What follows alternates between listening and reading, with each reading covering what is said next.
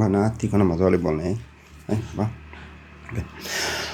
दर्शकवृन्द, दिनको एक छाक मात्र खाएर बस्ने यी आमा छोरीलाई भेट्न इटरी आइपुगेका छौँ।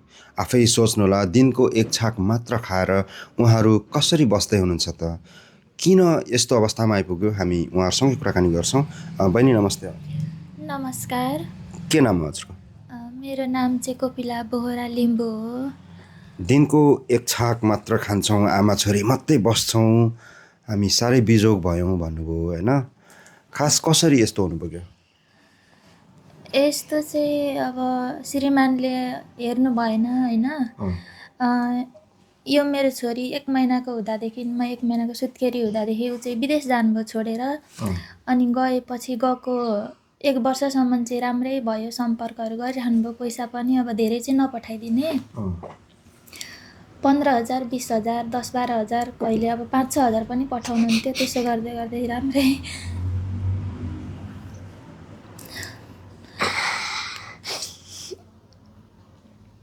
अनि पछि के भयो त?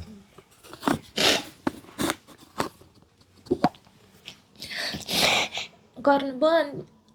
त्यहाँदेखि त्यत्तिकै बिचमा फोनहरू नगर्ने, कन्ट्याक्टमै नआउने। यताबाट फोनहरू गऱ्यो भने तँलाई पैसा चाहिँदा मात्रै कल गर्छस् भन्ने, यताउता भन्ने। तर कल चाहिँ अब त्यस्तो हुँदैन थियो। अनि कलहरू गर्नुहुन्न थियो। अनि यो नानी सानै थियो, म इटरी बसेको अहिले 8 वर्ष भयो। अनि नानी सानो हुँदाखेरि त अब मैले काम गर्ने कुरा भएन। 3 वर्ष जति मैले काम गरिनँ। अनि जब यो 4 वर्षको भयो, 4 वर्षको, अनि त्यो 3 वर्षको अन्तरालमा सानै हुँदा चाहिँ काम गरिनँ। उसले पैसाहरू नदिने, अनि काम पनि थिएन मेरो। अनि त्यो बेला कस्तो भयो भने अब घरमा केही खानेकुरा थिएन, चामलहरू एउटा केही पनि थिएन। अनि मैले कस्तो अब टेन्सन धेरै भयो। अनि त्यो भइसकेपछि मैले यो माथि सिलिङ फ्यान थियो, त्यो फ्यानमा चाहिँ डोरी लगाएँ राति 12 बजे राति। झुन्डेर मर्छु भनेर नानी जेसुकै होस् भनेर हिम्मत हारेर मैले डोरी लगाएँ। अनि त्यो लाउँदै गर्दाखेरि ठ्याक्कै घाँटीमा डोरी लाउँदै गर्दाखेरि यसले थाहा पाएछ। सानै भए पनि यो चलाक थियो। अनि यसले थाहा पाएर खुट्टामा झुन्डियो।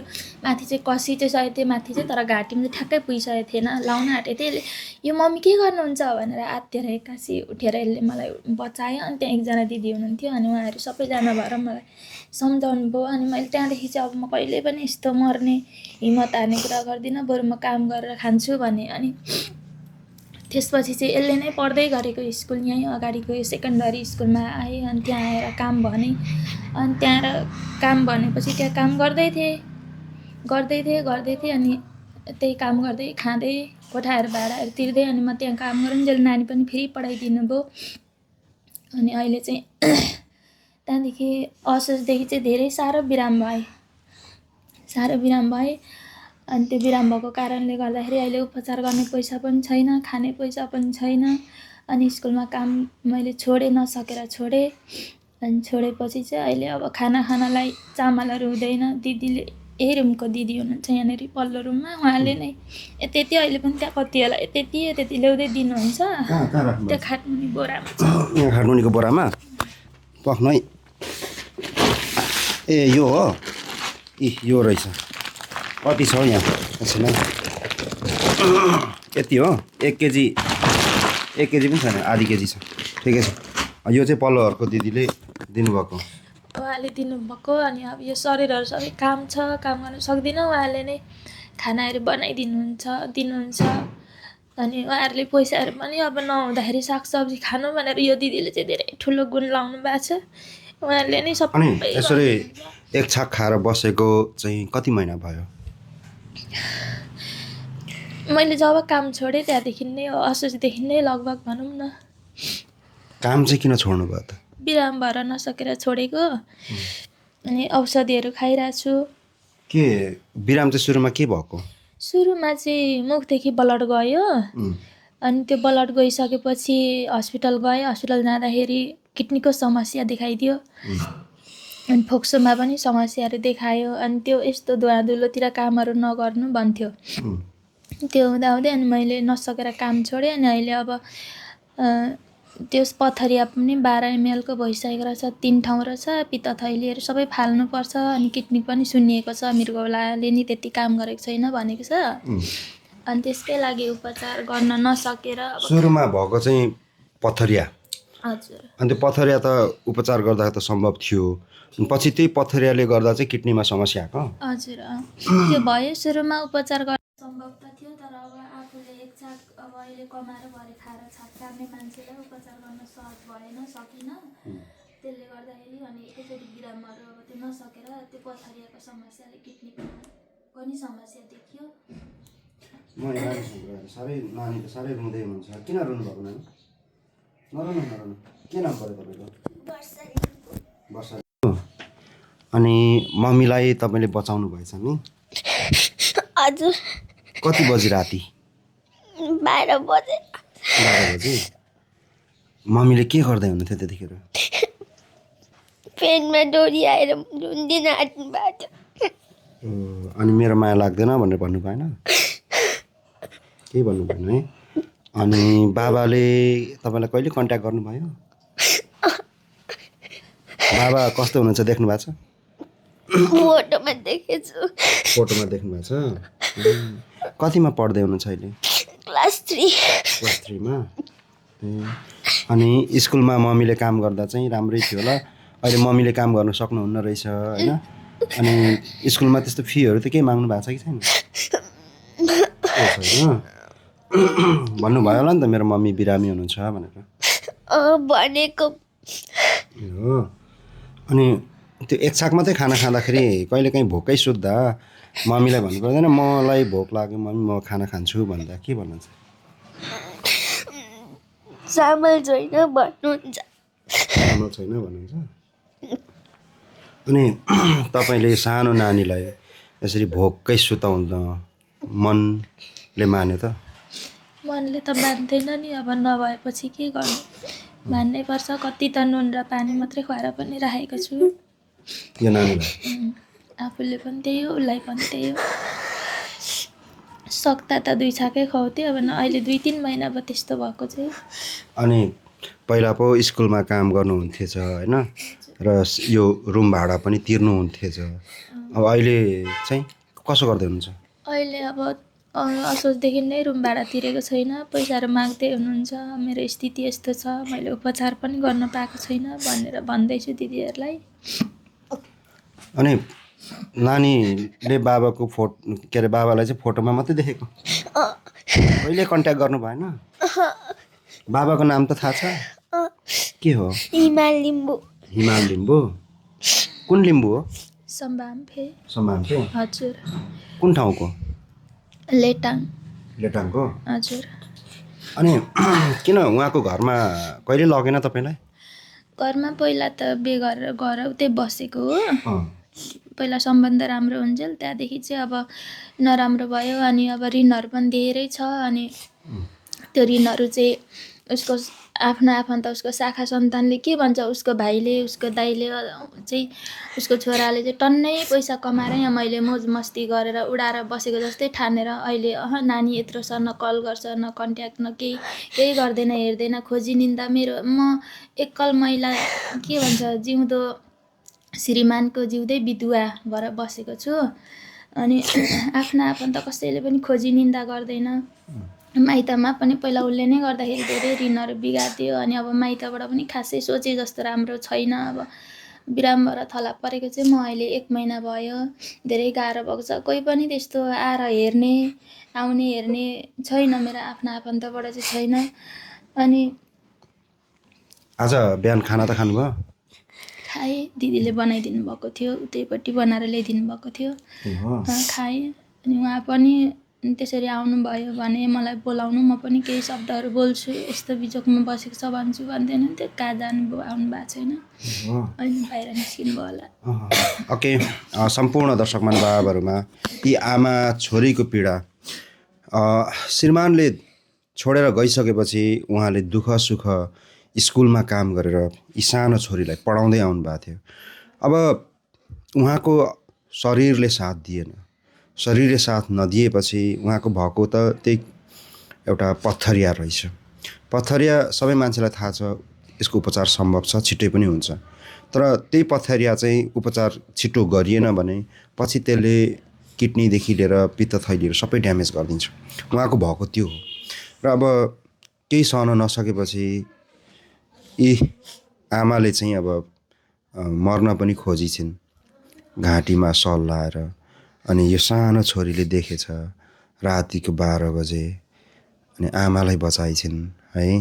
अब यति सानो अबोध कलिलो आँखा रसाइरहँदाखेरि उहाँको बुवाले यो भिडियो हेर्दै हुनुहुन्छ भने तपाईँले छोडेर गइसकेपछि यी दुई आमा छोरीको एकदमै बिचोक भएको छ। आफै सोच्नु होला, तपाईँले यी छोरीलाई त जन्म दिनुभयो, त्यही एक छाक खान र भोकै भोकै सुत्नको लागि जन्म दिनुभएको त होइन होला। कहिलेकाहीँ नुन पानी मात्र खाएर पनि सुत्दा रहेछन् यी आमा छोरी। तपाईँले यो छोरीलाई जन्म दिनुको लागि के यही गर्नको लागि जन्म दिनुभयो र यही गर्नको लागि उहाँसँग बिहे गर्नुभयो? पक्कै होइन होला। एकचोटि यो भिडियो हेर्दै हुनुहुन्छ भने हामीले दिएको सम्पर्क नम्बरमा सम्पर्क गरिदिनु होला। म भन्न चाहन्छु उहाँलाई निकै ठुलो समस्या छ। उपचार गर्न त टाढाको कुरा, खानलाई चामल यो पनि पल्लो घरको दिदीले दिनुभएको छ, 1 केजी पनि छैन यहाँ। अब सब्जी भन्ने कुरा त टाढाको कुरा अझै है। अब यस्तो अवस्थामा हुनुहुन्छ उहाँहरू। अनि मलाई तपाईँले 2-3 दिन भयो कन्ट्याक्ट गर्नुभएको होइन? के देखेर चाहिँ कन्ट्याक्ट गर्नुभएको थियो? हजुर, मैले हजुरलाई कन्ट्याक्ट गरेको थिएँ। हजुरबाट चाहिँ अब एकदमै ठुलो आश पनि राखेँ होइन। तपाईँले धेरैजनालाई सहयोगहरू गरेको देखेको थिएँ। तपाईँले सबैलाई सहयोग गरेको देख्दाखेरि म भित्र पनि सानो एउटा आशा पलायो। हजुरबाट केही सहयोगहरू मिल्यो भने म मेरो ज्यान बचाउन सकेँ भने, मेरो छोरीको लागि बाँचेँ भने पनि मलाई राम्रो भयो, उपचार गर्न पाएँ भने म मेरो छोरीको लागि जसरी पनि केही गर्न सक्छु। म निको भयो भने म आफै काम गरेर मेरो छोरी पाल्न सक्छु भन्ने एउटा आशले चाहिँ हजुरलाई बोलाएको। र जतिजना पनि मलाई अरू केही चाहिँदैन, जतिजनाले यो भिडियो हेर्नुहुन्छ तपाईँहरू सम्पूर्णले चाहिँ जति सक्नुहुन्छ मेरो उपचारको लागि डक्टरले भनेको छ 2 देखि 2.5-3 सम्म लाग्छ भनेको छ होइन उपचार खर्च। अनि तपाईँहरू सबैजनाले जति सक्नुहुन्छ आफ्नो सो इच्छाले चाहिँ सहयोग गरिदिनु होला र मेरो उपचारलाई अगाडि बढाइदिनु होला पनि भन्न चाहन्छु। मलाई मेरो श्रीमानको कुनै आशा पनि छैन। एकदमै झुटो बोल्छ, धेरै ढाँट छ, छल छ। तँलाई म कति भन्थ्यो पहिला पनि, आज भएन भोलि लगाइदिन्छु, भोलि भएन पर्सि लगाइदिन्छु भन्थ्यो। उसको सेलरी थापेर 4-5 दिनसम्म मलाई यसरी नै अल्लार्थ्यो। कहिले लगाइदिँदैन थियो, कहिले भिडियो कलमा पैसा देखाउँथ्यो अनि यस्तो गन्थ्यो, पुरा तास खेले जस्तो पैसा गनेर बस्थ्यो। तर म यहाँबाट रित्तो चामलको बोरा देखाउँथेँ, घरमा खानेकुरा केही छैन, नानी छ, यस्तो खाना नपाएर नानी छटपटिरहेछ, पैसा लगाइदिनु नि भन्थेँ। पैसा नलाइदिने, तँलाई लगाइदिँदिनँ म, के गर्छस् जा, जोसुकै लगा। अनि मैले हजुरलाई पहिला पनि एकचोटि कल गरेको थिएँ, आजभन्दा लगभग 2-2.5 वर्ष अगाडि। त्यो चाहिँ उसकै बारेमा लगाइदिन्छु, जेसुकै होस्, म किन मर्थेँ भनेर त्यो बेला मलाई बिरामहरू पनि थिएन। तर म मेरै श्रीमानको कारणले गर्दाखेरि एकदम हिम्मत हारिसकेको थिएँ। अनि त्यति बेला अब भने जस्तो सोचे जस्तो भइदिएन। अहिले आइदिनु भयो, हजुरहरूलाई धेरै धेरै धन्यवाद दिन चाहन्छु। र मलाई मेरो श्रीमानबाट कुनै पनि आशा छैन। तपाईँ ज्यान सन्चो भयो भने गरेर खान्छु भन्ने तपाईँको आँट छ अन्त? हजुर, म सन्चो भएँ, मलाई राम्रो भयो, मेरो उपचार सफल भइसकेपछि म उसको आशमा बस्दिनँ। पहिला पनि मैले गरेर खाएकै हो, म अझै पनि गरेर खान्छु। मलाई रोग नलागोस्, मेरो उपचार चाहिँ सफल होस् भन्न चाहन्छु। ओके नानी, अब यो भिडियो त सबैजनाले हेर्नुहुन्छ होइन, इभन तपाईँको बुवाले पनि हेर्नुहुन्छ है। तपाईँको बुवालाई चाहिँ, बाबालाई चाहिँ के मेसेज दिने नि? मेरो मम्मीलाई जसरी भए पनि निको पारिदिनु, तर म बाबालाई कहिले पनि हेर्दिनँ। किन नि? बाबाले मलाई कहिले भेट्न आउनु भएन? कस्तो निष्ठुरी बाबा रहेछ नि। भेट्न मन लाग्दैन? लाग्छ, तर बाबा आउनुहुन्न। फोटो चाहिँ हेर्नुहुन्छ बाबाको? ए हो। अनि यो भिडियो देखेर भेट्न आउनुभयो भने भेट्ने कि नभेट्ने नि? भेट्ने? एकचोटि भेट्छु अनि कहिले भेट्दिनँ म। बाबालाई कहिले आएन है बाबा भेट्न तपाईँलाई? अनि मम्मीलाई चाहिँ जसरी पनि बचाउने हो? ओके, टेन्सन नगर्नु, यो भिडियो हामी राखिदिन्छौँ है। सबैजनाले सहयोग गरेर तपाईँको मम्मीलाई बचाउनुहुन्छ नि ल। हस्, ज्ञानी हुनुपर्छ है। बाबालाई त्यसो भन्नु पनि हुन्न, भेट्नु चाहिँ पर्छ भोलि पर्सि है। हुन्छ दर्शकबिन, यो सानो नानीको कुराले इभन हामी पनि निकै भावुक भयौँ। र उहाँको बुवा के नाम पो, के समाम्फे? हिमाल लिम्बू समाम्फे। उहाँ यो भिडियो हेर्दै हुनुहुन्छ भने तपाईँको घरको यो छोरी है एउटा लक्ष्मी हो। उहाँको यो कलिलो उमेरमै, यति सानो उमेरमै तपाईँ सम्पर्कविहीन भएर यो बच्चाको मनमा कस्तो किसिमको छाप बस्यो त्यो आफै सोच्नु होला, आफै कल्पना गर्नु होला। हो, तपाईँसँग पैसा भएन, तपाईँले आफ्नो श्रीमतीको साथमा बस्न सक्नु भएन, विदेश जानुभयो, जतासुकै जानुहोस्, कन्ट्याक्टमा भइदिएको भए, उहाँसँग बोलिदिएको भए पुग्थ्यो होला। एउटा कमसेकम घरको खम्बा छ, घरमा जे जस्तो भयो भने एउटा श्रीमान छ, साथ छ भन्ने हुन्थ्यो।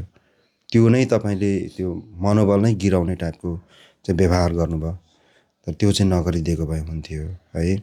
र म सबैजनालाई अनुरोध गर्न चाहन्छु, साँच्चीकै पीडित उहाँहरू दुईजना आमा छोरी आफै सोच्नु होला। बच्चाले मलाई भोक लाग्यो खाना दिनु भन्दा आमाले चामल छैन भोकै सुतौँ भन्दा त्यतिखेरको मन आमाको कस्तो हुन्छ होला। एकचोटि तपाईँ आफ्नो बच्चालाई पनि सम्झेर यो भिडियो हेर्नु होला।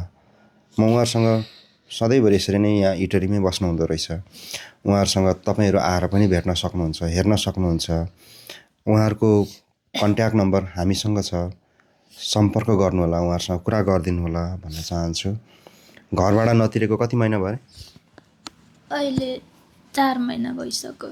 4 महिना भइसक्यो। हजुर। पैसा चाहिँ माग्दै हुनुहुन्छ? पैसा माग्दै हुनुहुन्छ। अब अहिले पैसा छैन, पैसा नहुँदाखेरि गाली पनि गर्नुहुन्छ कहिलेकाहीँ। कुन चाहिँ घरबेटीले दिन्छ यसरी फ्रीमा बस्नलाई भन्नुहुन्छ। अनि अब निस्केर जा पनि भन्छ? निस्केर जा चाहिँ भन्नुभएको छैन, पैसा चाहिँ छिटो दिने यता त्यता भन्नुहुन्छ। हजुर। अनि पैसा छैन अहिले म दिन सक्दिनँ भन्दा चाहिँ के भन्नुहुन्छ? कुन चाहिँ घरबेटीले यसरी फ्रीमा बस्न दिन्छ र हामीलाई पैसा चाहियो भन्नुहुन्छ। अनि तपाईँले चाहिँ अब के सोच्नु भएको छ त? मैले चाहिँ अब मेरो उपचार भइसकेपछि म यहाँदेखि निस्केर जान्छु। अब कसरी हुन्छ यो घर भाडाहरू तिरेर चाहिँ यहाँ नबस्ने, गाउँतिरै गएर केही गरेर बस्छु भन्ने सोच छ। हजुर। पहिला चाहिँ मेरो स्वास्थ्य ठिक हुनु पर्यो। अनि छोरीको पढाइ चाहिँ? पढाइ अब चैतदेखि एक्जाम सकेर गाउँको सरकारी स्कुलमा लाउँछु। हजुर। ठिकै छ, अब तपाईँको सोचाइ पनि राम्रै हो। पहिला चाहिँ तपाईँ आफू निको हुनु पऱ्यो होइन। तर पनि यहाँ पढाएको र गाउँमा पढाएको त मिल्दैन होइन। छोरीको भविष्य पनि हेर्नुपर्ने हुन्छ है। र तपाईँ गाउँमै गएर पढ्ने त नानी? अब मम्मी जहाँ जानुहुन्छ म त्यहीँ जान्छु। ल एकदम ज्ञानी है। ल अब तपाईँ टेन्सन नगर्नु, तपाईँको मम्मीको उपचार हुन्छ। ल तपाईँको गाउँ चाहिँ कहाँ हो? माइत? माइत मेरो उर्लाबारी हो। यहाँ उर्लाबारी? मोरङ? हजुर, मोरङ उर्लाबारी। अनि उहाँ श्रीमानको गाउँ चाहिँ? श्रीमानका गाउँ लेटाङ सातवारङ्गी, मोरङै हो। मोरङै? हजुर, है, मोरङमै पर्छ। अनि यो अवस्थामा आउँदा पनि उहाँले एकचोटि पनि कन्ट्याक्ट गरेको छैन? उहाँले त त्यस्तै हो, मेरो उसको घरपट्टिबाट आफ्ना आफन्तहरू हुन्छ, कसैले पनि गर्नुहुन्न। तपाईँलाई त गरेन ल, उहाँहरूको त अनि खुन हो, बुवा के अरे नातिनी हो, कसैले बोलाउँदैन? बोलाउनुहुन्न। नानी पहिला पनि एकचोटि त्यहाँ फोटो छ, सुनिएर धेरै सुनिएको थियो नानी योभन्दा 1 वर्ष अगाडि साह्रो बिराम भएको थियो। अनि मैले घरमा फोन गरेर नानी यस्तो यस्तो छ, पैसाहरू अलिअलि सहयोग गर्नु मसँग पनि छैन, म भनेको अहिले कमाएर ल्याएर भरे छाक टारेर बसेको मान्छे हो भन्दाखेरि भाइले पैसा टन्नै पठाएको छ जस्तै गर्नुभयो। मेरो देवरले त झन् कतिसम्म भन्नुभएको छ, अबदेखि जिन्दगीमा म सम्झिँदिनँ पनि भन्नुभएको थियो। ठिक छ, यो तपाईँहरूको पारिवारिक कुरा होइन, जे जस्तो भए पनि मान्छे मर्न लागिसक्यो, उहाँहरू एकचोटि आएनन् भेट्न? आउनु भएको छैन। बा उहाँहरूलाई थाहा नभएर पो हो कि? थाहा त छ, किन थाहा नहुनु, थाहा छ, थाहा भएर पनि आउनुहुन्न, सबैलाई थाहा छ। है तपाईँलाई यस्तो रोग लागेछ भन्ने पनि थाहा छ? थाहा छ। मैले अस्ति मेरो आमाजी दिदीलाई चाहिँ हस्पिटलमै भेटाएको थिएँ। बच्चा लिएर आउनुभएको थियो, उहाँको सानो नानी लिएर हस्पिटल आउनुभएको थियो। अनि मलाई यस्तो यस्तो रोग लागेको छ, अब भाइले पनि हेर्नुहुन्न, मैले मिडियाहरूलाई बोलाइरहेको छु, सायद अब म मिडियामा हाल्छु होला भन्दाखेरि हाल्नु भन्दै हुनुहुन्थ्यो। त्यति मन गरेर बोल्नु पनि भएन। ठिकै छ, अब हामी तपाईँ मेन कुरो त तपाईँ बाँच्नु पऱ्यो। तपाईँ बाँचेपछि यो छोरी बाँच्छिन् र यो छोरीले राम्रोसँग पढ्न सक्छ, हामी यही चाहना गर्छौँ। र यो भिडियो हेर्दै हुनुहुन्छ भने उहाँ हाम्रो चेलीको लागि र यो सानो नानीको लागि सकेको सहयोग गरिदिनु होला। के नाम पो तपाईँको? कोपिला बोहरा लिम्बू होइन, लिम्बूसँग बिहे गर्नुभएको रहेछ, बोहराको छोरी। तपाईँको एकाउन्ट नम्बरहरू छ? मेरो एकाउन्ट नम्बर सबै छ। ल ठिक छ, उहाँको एकाउन्ट नम्बर हामी भिडियोको स्क्रिनमा राखिदिएका छौँ। तपाईँले आफ्नो ठाउँबाट तपाईँले 500 रुपियाँ लगाइदिनु भयो, 100 रुपियाँ मात्रै लगाइदिनु भयो भने पनि कमसेकम यो नानीले भोकै त सुत्न पर्दैन है। म तपाईँहरूमा यति विनम्र अनुरोध गर्न चाहन्छु, यो नानीको भोकको पेटलाई सम्झेर भए पनि र उहाँको यो स्वास्थ्यलाई सम्झेर भए पनि आफ्नो ठाउँबाट 150,000 कति सक्नुहुन्छ प्लिज सहयोग गरिदिनु होला। र कसले कहाँबाट कति सहयोग गर्यो सबै हामी यहाँ टिपेर राख्छौँ उहाँको एकाउन्टमै आए पनि, र हामी मजाले पछि फेरि पनि प्रसारण गरिदिनेछौँ भन्ने बाचाका साथ म खेम देवान बिदा हुन चाहेँ। हस् त, नमस्ते। म अब